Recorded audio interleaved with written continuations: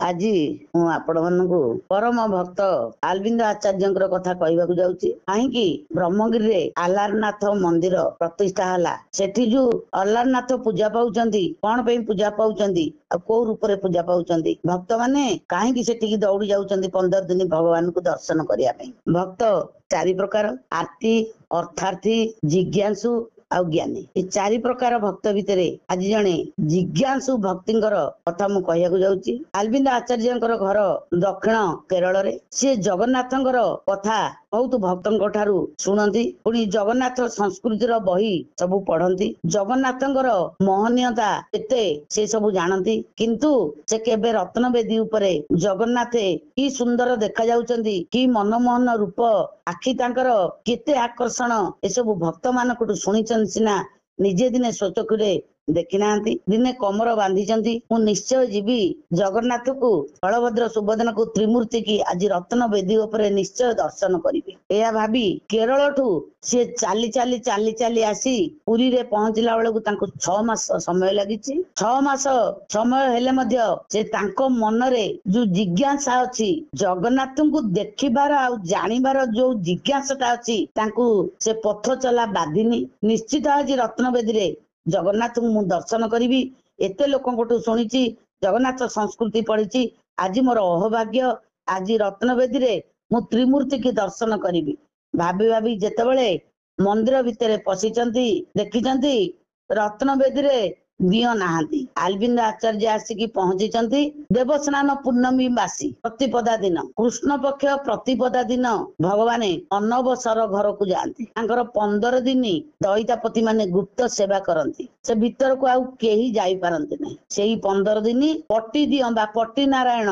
श्रीदेवी भूदेवी आउ माधव पूजा पाती अरविंद आचार्य जेतबेले आसी देखि देइचंदी रत्नवेदी रे दियो नाहांती जगन्नाथ नाहांती मु कोन पे आसिली काहाकू दर्शन करी से निजको बहुत धिकारी पंडा माने कही आचार्य आपण जदि जगन्नाथ को दर्शन करिवे आपण 15 दिन अपेक्षा करंतु शुक्ल पक्ष प्रतिपदा दिन प्रभु नवजौवन वेश हेबे नेत्रोत्सव हब से दिन जगन्नाथ को सुंदर भाव में आप रत्नवेदी उपर दर्शन करें। ये अरविंद आचार्य भावुंट ए जगन्नाथ कहीं गुप्त सेवा होउछि पचारि गोटे पंडा को पंडा गोसाई कही प्रभु को जर हो 15 दिन से पथी पांचन खाई सुस्थ हेई शुक्ल पक्ष प्रतिपदा दिन से नवजौवन वेश भक्त मान को दर्शन देवे। एठी भक्त अरविंद आचार्य भावुंट प्रभु को पुणी जर प्रभु को जदि जर हो 14 भुवन तो रही यदि प्रभु को जर हम आमे माने किछार जीव आमे केमिति बंचिबु ना एटा भक्त को ठकिबा प्रभु गोटे अनवसर घर रे सोचंती आमे माने केते आनंद रे केते उत्साह रे आसुचु भगवान को दर्शन करने अथच जगन्नाथ जाई सोईचंती अनवसर घरे छी मो जीवन यदि भगवान मते दूरे देले एते कष्ट करी आसीथिली कष्ट मु अनुभूत करूनथिली केवल भगवान को दर्शन करी बेली किंतु जदि दर्शन न पाइली ए जीवन की लाभ कौन तेणु ए जीवन आज मु विसर्जन करी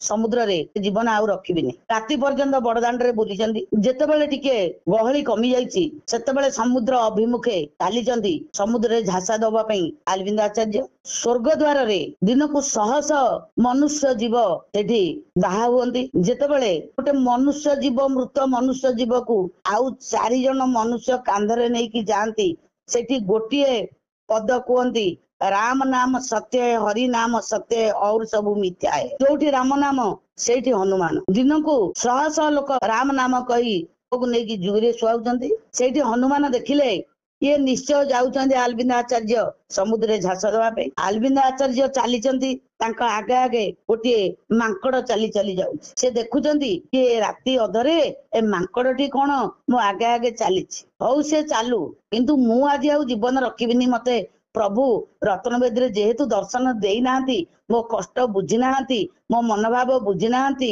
मो जिज्ञासा कौन बुझी नाहंती मु आउ ये जीवन रखिबिनी तांकु जमा पहरा जणा नाही से जेतेबेले समुद्रर गभीर पानी की जाई डेई पड़िचंती एतिकी से जानिचंती आउ तांकर होश नाही सकाळु सकाळु अरविंद आचार्य जाई लाखिचंती ब्रह्मगिरी समुद्र कूल रे ब्रह्मगिरी रे जो समुद्र अछि सेठी बेसी जुआर भट्टा नाही सेठी टिके समुद्र शांत भक्तर भगवान भक्त नथिले भगवान नाहंती ଏ ଭଗବାନ ନଥିଲେ ଭକ୍ତ ନାହାନ୍ତି। ଗୋଟିଏ ମୁଦ୍ରାର ଦୁଇ ପାର୍ଶ୍ୱ ଯେଭଳି ଭକ୍ତ ଆଉ ଭଗବାନଙ୍କର ନିବିଡ଼ ସମ୍ପର୍କ ସେଇଭଳି। କୌଣସି ଭକ୍ତ ଯଦି ତାଙ୍କ ପାଇଁ ଆତ୍ମସମର୍ପଣ ଭାବ ରଖିଛି ଭଗବାନ କେବେ ହେଲେ ତାଙ୍କୁ ଦୂରେଇ ଦିଅନ୍ତି ନାହିଁ। ଅନ୍ତରର ବାରତା ଜାଣନ୍ତି ବୋଲି ଜଗନ୍ନାଥଙ୍କର ଆଉ ଏକ ନାମ ଅନ୍ତର୍ଯ୍ୟାମୀ ଭଗବାନ। ସିଏ ଜାଣିଲେ ମୋର ଜଣେ ଭକ୍ତ ଏତେ ବାଟରୁ ଆସି ମତେ ଦର୍ଶନ ନ ପାଇ ଆଜି ମୃତ୍ୟୁବରଣ କରିବାକୁ ଯାଉଥିଲା, ହନୁମାନଙ୍କୁ ପଠେଇକି ମୁଁ ତାଙ୍କୁ ଆଜି ରକ୍ଷା କରିଛି। 11,000 ମସିହାର କଥା। ସେତେବେଳେ କପିଳେନ୍ଦ୍ର ରାଜା ରାଜୁତି ଚାଲିଥାଏ। ପୁରୀର ରାଜା ହଉଛନ୍ତି ଜଗନ୍ନାଥଙ୍କର ଚଳନ୍ତି ପ୍ରତିମା। ଭଗବାନ ଜଗନ୍ନାଥ ସବୁ କଥା ସ୍ୱପ୍ନ ଦେଶ ଦିଅନ୍ତି ରାଜାଙ୍କୁ। ଆହାନ୍ତିଆ ପହର ହେଇଛି, ଜଗନ୍ନାଥ ଯାଇ କପିଳେନ୍ଦ୍ର ରାଜାକୁ କହୁଛନ୍ତି, ଏ ନରପତି ମୋର ଜଣେ ଭକ୍ତ କେରଳରୁ ଆସିଥିଲେ, ତାଙ୍କ ନାଁ ହଉଛି ଆଲବିନ୍ଦ ଆଚାର୍ଯ୍ୟ। ସିଏ ମତେ ଆଜି ରତ୍ନବେଦୀରେ ଦେଖିବାକୁ ନ ପାଇ ତାଙ୍କ ଜୀବନକୁ ଉତ୍ସର୍ଗ କରିବାକୁ ଯାଉଥିଲେ ସମୁଦ୍ରରେ। ମୁଁ ତାଙ୍କୁ ହନୁମାନଙ୍କ ଦ୍ଵାରା ଆଣି ବ୍ରହ୍ମଗିରି ସମୁଦ୍ର କୂଳରେ ଲଗେଇଛି। ସେ ଜୀବିତ ଅଛନ୍ତି କିନ୍ତୁ ତାଙ୍କର ଚେତା ନାହିଁ। ଶୀଘ୍ର ତୁମେ ଯାଅ, ତାଙ୍କୁ ତୁମେ ଆଣିମ ଚେତା କରେଇ ତୁମର ନଅରରେ ରଖିବ। ତାପରେ ମୋ ଭକ୍ତ ପାଇଁ ଗୋଟିଏ ମନ୍ଦିର ସେଠି ଅତି ଶୀଘ୍ର ଗୋଟିଏ ମନ୍ଦିର ବହୁତ କାରିଗରକୁ ଲଗେଇ ଅତି ଶୀଘ୍ର 2-3 ଦିନ ଭିତରେ ଗୋଟେ ମନ୍ଦିର ତିଆରି କର। ପଥରରେ ଗୋଟିଏ ମୂର୍ତ୍ତି ତିଆରି କର ମୋ ଭକ୍ତ ନାମରେ। ତାଙ୍କ ନାମ ହବ ଅଲରାନାଥ। 10 ଥର ମତେ ରତ୍ନବେଦୀରେ ଦର୍ଶନ କରିବା ଯାହା ମୋର ଅଲରାନାଥ ମୂର୍ତ୍ତି ଚତୁର୍ଭୁଜ ନାରାୟଣ ରୂପରେ ମୁଁ ସେଠି ପୂଜା ପାଇବି। ତାଙ୍କୁ ଥରେ ମାତ୍ର ଭକ୍ତ ଦର୍ଶନ କଲେ 10 ଥର ଜଗନ୍ନାଥଙ୍କୁ ଦର୍ଶନ କରିବାର ଫଳ ସେ ପାଇବେ। କପିଳେନ୍ଦ୍ର ରାଜା ସୈନ୍ୟ ସାମତ ଧରି ଯାଇ ଶୀଘ୍ର ଭକ୍ତକୁ ଆଣି ଅତି ତାଙ୍କୁ ଆପ୍ୟାୟିତ କରି ତାଙ୍କୁ ଅଭ୍ୟର୍ଥନା ଜଣେଇ ତାଙ୍କୁ ଆଣି ବୈଦ୍ୟକୁ ଦେଖେଇ ନଅରରେ ରଖିଛନ୍ତି। ତାଙ୍କର ସେବା ଶୁଶ୍ରୂଷାରେ ଲାଗି ପଡିଛନ୍ତି ତାଙ୍କର ପରିକର ବୃନ୍ଦ। ବହୁତ ଗୁଡେ ବଢେଇ ଡାକି 3 ଦିନ ଭିତରେ ମନ୍ଦିର ତିଆରି ହେଲା। ଗୋଟିଏ ପଥରର ଚତୁର୍ଭୁଜ ନାରାୟଣ ମୂର୍ତ୍ତି ତିଆରି ହେଇକି ଜୀବନାଶ ଦିଆହେଲା। 11,000 ମସିହା ଠାରୁ ବ୍ରହ୍ମଗିରିରେ ଆଲାରନାଥ ମନ୍ଦିର ପ୍ରତିଷ୍ଠା। ତାପରେ ଆଲବିନ୍ଦ ଆଚାର୍ଯ୍ୟକୁ ଜଗନ୍ନାଥ ସ୍ୱପ୍ନ ଦେଖେଇଲେ, ଏ ଆଲବିନ୍ଦ ତୁମର ନାଁରେ ମୁଁ କରିଛି ଅଲାରନାଥ ମନ୍ଦିର ରଜାଙ୍କୁ କହି, ତେଣୁ ଯୁଗେ ଯୁଗେ ତୁମେ ଭକ୍ତ ଅମର ହେଇକି ରହିଲ। ମୋର ତୁମେ ପରମ ଭକ୍ତ। ଯୋଉ ଭକ୍ତ ମୁଁ ଅନବସର ଘରେ ଥିଲା ଭିତରେ ଯୋଉ ଭକ୍ତ ଯାଇ ଚତୁର୍ଭୁଜ ନାରାୟଣ ଅଲାରନାଥକୁ ଦର୍ଶନ କରିବ, କୋଟି ଜନ୍ମର ପାପ ତାର କ୍ଷୟ ହବ। ତୁମେ ହେବ ମୋର ଭକ୍ତ ପ୍ରବର, ଭକ୍ତ ଶ୍ରେଷ୍ଠ। ତେଣୁ ନରପତି କପିଳେନ୍ଦ୍ର ଦେବ କହିଛନ୍ତି, ହେ ଆଲବିନ୍ଦ ଆଚାର୍ଯ୍ୟ ତୁମ ଚରଣରେ ମୋର କୋଟି କୋଟି ଦଣ୍ଡବତ। ଆପଣଙ୍କୁ ମୋର ଅନୁରୋଧ, ନବଯୌବନ ବେଶ ପର୍ଯ୍ୟନ୍ତ ଆପଣ ମୋ ଘରେ ରହିବେ। ବଳଭଦ୍ର ଜଗନ୍ନାଥ ସୁଭଦ୍ରା ରତ୍ନବେଦୀରେ ବିରାଜମାନ କରିବେ। ସେଦିନ ତାଙ୍କର ହବ ନବଯୌବନ ଦର୍ଶନ, ପୁଣି ନେତ୍ର ଉତ୍ସବ। ସେଦିନ ଆପଣ ଦର୍ଶନ କରିବେ, ଆପଣ ମନସ୍କାମନା ପୂର୍ଣ୍ଣ ହବ। ପୁଣି ଆପଣ ଯୋଗୁ କେତେ ଭକ୍ତଙ୍କର ମନସ୍କାମନା ପୂର୍ଣ୍ଣ ହେଲା।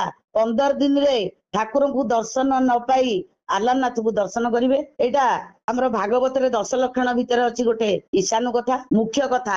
ଭକ୍ତ ନଥିଲେ ଭଗବାନ ନାହାନ୍ତି, ଭଗବାନ ନଥିଲେ ଭକ୍ତ ନାହାନ୍ତି। ଭଗବାନ ଯେତେ ଥର ଆସିଛନ୍ତି ଭାରତ ବର୍ଷ ଜମ୍ବୁ ଦ୍ୱୀପରେ ଗୋଟିଏ ଗୋଟିଏ ଅବତାର ନେଇ ଯୋଉ ଲୀଳା ଖେଳା କରିଛନ୍ତି, ଭଗବାନଙ୍କର ଗୁଣଗାନ, ଭଗବାନଙ୍କର ଯୋଉ କାର୍ଯ୍ୟକଳାପ, ଭଗବାନଙ୍କର ମନନ ଜପନ, ପାଦ ସେବନ, ଦାସ୍ୟ ଭାବ, ନବଧା ଭକ୍ତି କିଏ କରେ? ଭକ୍ତ କରେ। ଭକ୍ତ ଦ୍ଵାରା ଭଗବାନଙ୍କର କାର୍ଯ୍ୟକଳାପ ପୁନରାବୃତ୍ତି ହୁଏ। ଭଗବାନ ବହୁତ ଆନନ୍ଦିତ ହୁଅନ୍ତି, କାରଣ ଭକ୍ତ ମାନଙ୍କ ଦ୍ଵାରା, ଋଷି ମୁନି ମାନଙ୍କ ଦ୍ଵାରା ତାଙ୍କରି କଥାକୁ ଆଲୋଚନା, ପର୍ଯ୍ୟାଲୋଚନା, ସମାଲୋଚନା ଚାଲିଛି। ସେଥିପାଇଁ ଆମର ଭାଗବତରେ ଲେଖା ଅଛି, ନାହାନ୍ତି ସ୍ଥାନୀ ବୈକୁଣ୍ଠେ ଯୋଗିନା ହୃଦୟ ନଚ ମଦଭକ୍ତ ଯତ୍ର ଗାୟନ୍ତି ତତ୍ର ତିଷ୍ଠାନି ନାରଦ। ନାରଦ ପଚାରିଛନ୍ତି, ନାରାୟଣ ଆପଣ କଣ ସବୁବେଳେ ଏ ବୈକୁଣ୍ଠପୁରରେ ଥାଆନ୍ତି? ନାରଦ, ମୁଁ ସବୁବେଳେ ବୈକୁଣ୍ଠପୁରରେ ନଥାଏ ନା ପ୍ରଭୁ, ଆଉ କଣ ସ୍ଥିତ ପ୍ରଜ୍ଞ ଯୋଗୀ ମୁନି ଋଷି ଆଉ ଆପଣଙ୍କର ଭକ୍ତଙ୍କ ହୃଦୟରେ ଥାଆନ୍ତି? ନା ନାରଦ, ମୋର ଏକ ଅଂଶ ଅବିନାଶୀ ବ୍ରହ୍ମ ସ୍ୱରୂପ ସବୁ ଜୀବ ଜଗତ ଭିତରେ ମୁଁ ଅଛି, କିନ୍ତୁ ମୁଁ ସବୁବେଳେ କୋଉ ଋଷି ମୁନି ସ୍ଥିତ ପ୍ରଜ୍ଞ ପାଖରେ ନଥାଏ। ନା ପ୍ରଭୁ ଆଉ କୋଉଠି ଥାଆନ୍ତି? ମଦଭକ୍ତ ଯତ୍ର ଗାୟନ୍ତି ତତ୍ର ତିଷ୍ଠାନ୍ତି ନାରଦ। ମୋ ଭକ୍ତ ଯେତେବେଳେ ଯୋଉଠି ମୋ କଥାକୁ ଆଲୋଚନା, ପର୍ଯ୍ୟାଲୋଚନା, ସମାଲୋଚନା, ଶ୍ରବଣ, କୀର୍ତ୍ତନ, ମନନ, ଜପନ କରେ, ମୁଁ ସେଠି କୋଟି କୋଟି କର୍ଣ୍ଣ, କୋଟି କୋଟି ଆଖିରେ ବିଦ୍ୟମାନ ଥାଏ। ତେଣୁ ଭକ୍ତ ମାନଙ୍କୁ ନେଇକି ହିଁ ଭଗବାନ କଥାକୁ ବର୍ଣ୍ଣନା କରାଯାଏ। ତେଣୁ ପଶ୍ଚେ ପଶ୍ଚେ ବର୍ଷା ଗମେ କ୍ଷୀର ଲୋଭେ ଭକତ ପଛରେ ମୁହିଁ ଥାଇ ସେଇ ଭାବେ। ଗୋଟେ ଭୋକିଲା ବାଛୁରୀ ଯେପରି କ୍ଷୁଧାତୁର ହେଇ ହମ୍ବାରଡି ପକେଇ ତା ମାକୁ ଖୋଜି ଖୋଜି ଯାଏ ସ୍ତନ୍ୟପାନ କରିବା ପାଇଁ, ଭଗବାନ ସେଇଭଳି ତାଙ୍କର ଯିଏ ଅତ୍ୟନ୍ତ ପ୍ରିୟ ଭକ୍ତ ମାନଙ୍କ ପଛରେ ସେ ସବୁବେଳେ ଧାବମାନ ଥାନ୍ତି। ଭକ୍ତ ଦେହରେ ସେ ଟିକିଏ ହେଲେ କଷ୍ଟ ଦବାକୁ ଚାହାନ୍ତି ନାହିଁ। ଆରେ ଭଗବାନ ଯାହାର ସାହା, ତାକୁ ଅନ୍ୟ କିଏ ସେ କଣ ବା ଦୁଃଖ କଷ୍ଟ ଦେଇପାରିବ। ତେଣୁ ଆଜି ସେଇଭଳି କଥା ଜଗନ୍ନାଥ କରିଛନ୍ତି।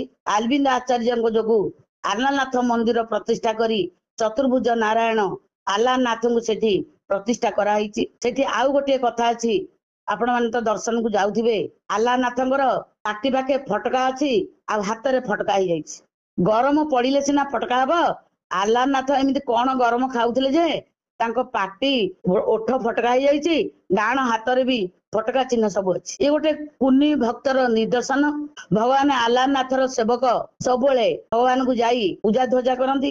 ଆଲାରନାଥଙ୍କର ଅତି ପ୍ରିୟ ହଉଛି କ୍ଷୀରି। ସକାଳୁ ପ୍ରଭାତରୁ ଉଠି ଆଲାରନାଥଙ୍କୁ ଗାଧୁଆ ପାଧୁଆ କରି ସାଜାସଜି କରି ସେ ଆଗ କ୍ଷୀରି ଭୋଗ କରିକି ଆସନ୍ତି। ଦିନକର ଘଟଣା, ତାଙ୍କୁ ଜୋରରେ ଜ୍ୱର ହେଇଯାଇଛି ପଣ୍ଡାଙ୍କୁ। ତାଙ୍କର ଗୋଟିଏ 7 ବର୍ଷର ପୁଅ ଥିଲା, ତାକୁ ସେ 7 ବର୍ଷରେ ଯଜ୍ଞ ପବିତ୍ର ଦେଇଛନ୍ତି। କହିଛନ୍ତି, ପୁଅରେ କଣ କରିବା, ଆମେ ତ ତାଙ୍କର ସେବକ, ଆଲାରନାଥ କଣ ଭୋକରେ ରହିବେ, ତୁ ନେଇଯା ଏଇ ହାଣ୍ଡି ନେଇଯା, ଏ କ୍ଷୀରି ତୋ ମା କରିଦଉଛି, ତୁ ନେଇକି ସେ ହାଣ୍ଡିଟା ନା ତୁ ଆଲାରନାଥକୁ ପୂଜା କରିଦବୁ। ଛୋଟ ପିଲା କିଛି ଜାଣିନି ପୂଜା କଣ, କ୍ଷୀରି ହାଣ୍ଡିଟି ଧରି ଟେକି ଟେକି ଗାମୁଛାରେ ଟେକି ଟେକି ନେଇକିରି ଆଲାରନାଥ ପକେଇ ଥୋଇ ଦେଇଛି। କହିଛନ୍ତି, ହେ ଆଲାରନାଥ ପ୍ରଭୁ, ମୋ ବାପାଙ୍କୁ ଜ୍ୱର ହଉଛି, ମୋ ବାପା ଆଜି ଆପଣଙ୍କୁ ଭୋଗ ଲଗେଇ ପାରିବେ ନାହିଁ, ତେଣୁ ମୁଁ ତ ବ୍ରତ ହେଇଛି, ମତେ ବାପା କହିଲେ ତୁମକୁ ନେଇକିରି ତାକୁ ଦବା ପାଇଁ, ଆପଣ ଶୀଘ୍ର ଖାଇଦିଅନ୍ତୁ, ମୁଁ ଆଟିକାଟା ନେଇକି ଯିବି। ମୋ ବୋଉ କହିଛି। କୋମଳମତି ଶିଶୁ, କେତେ ଜିଜ୍ଞାସା, କେତେ ତା ମନରେ ଭକ୍ତିଭାବ। ଛୋଟ ଛୁଆଙ୍କର କୁଟ କପଟ ନଥାଏ। ନନା ତ କହିଛନ୍ତି ଭଗବାନ ଖାଇବେ। ତେଣୁ ଆଲାରନାଥ ସରୋବରରେ ତାତଲା କ୍ଷୀରି ଗୁଡାକ ପୁଳ ପୁଳ ନେଇକି ଖାଉଛନ୍ତି। ଛୋଟ ପିଲାକୁ ଭକ୍ତର ନାମ ଦବା ପାଇଁ, ଏଡେ ବଡ ଛୋଟିଆ ପିଲା ହେଲେ ମଧ୍ୟ ସେ କେମିତି ଆଲାରନାଥକୁ ଭକ୍ତି କରିଛି, କେମିତି କ୍ଷୀରି ଖୁଆଇଛି, ଏଇ ନିଦର୍ଶନ ଦବା ପାଇଁ ଆଲାରନାଥଙ୍କର ଆଜି ଓଠ ଫଟକା ହେଇଯାଇଛି।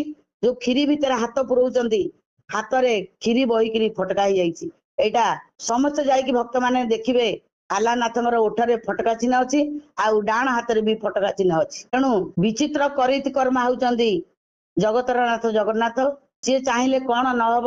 ଭଗବାନ ଚାହିଁଲେ ପଥରରେ ବି ପଦ୍ମ ଫୁଟି ପାରିବ, ପଙ୍ଗୁ ମଧ୍ୟ ଦୌଡ଼ିକି ଯାଇପାରିବ, ମୁକ ମଧ୍ୟ ବାଚାଳ ଭଳି ଭଗବାନଙ୍କ କଥା କହିପାରିବ। ଆମେ ସମସ୍ତେ ଅହମ୍ବଡା ଦେଖଉଛେ, କିନ୍ତୁ ଭଗବାନଙ୍କ ନିର୍ଦ୍ଦେଶରେ, ଭଗବାନଙ୍କ କଥାରେ ଆମେ ସମସ୍ତେ ପରିଚାଳିତ। ତେଣୁ ଅହଙ୍କାର ଶୂନ୍ୟ ହୋଇ କାମ କ୍ରୋଧ ଲୋଭ ମୋହ ମାଶ୍ଚର୍ଯ୍ୟରୁ ମୁକ୍ତି ପାଇ ଭଗବାନଙ୍କ କଥା ସବୁବେଳେ ସ୍ମରଣ କଲେ, ମନନ ଜପନ କଲେ, ଆମ ଦେହରେ ସୁନାରେ କଳଙ୍କ ଲାଗିଥିଲେ ଯେମିତି ତାକୁ ପୋଡିକିରି ବଣିଆ ସଫା କରିଦିଏ, ଆମ ଭିତରେ ଯଦି କିଛି ପାପ ମଇଳା ଥାଏ, ଭଗବାନଙ୍କ ନାମ ସ୍ମରଣରେ ସେ ମଇଳା ସବୁ ଧୌତ ହେଇଯାଏ, ଆମେ ଭଗବତ ପ୍ରେମୀ ହେଇଯାଆନ୍ତି। ବୋଲ ଜୟ ଜଗନ୍ନାଥ, ଜୟ ଜଗନ୍ନାଥ, ଜୟ ଜଗନ୍ନାଥ।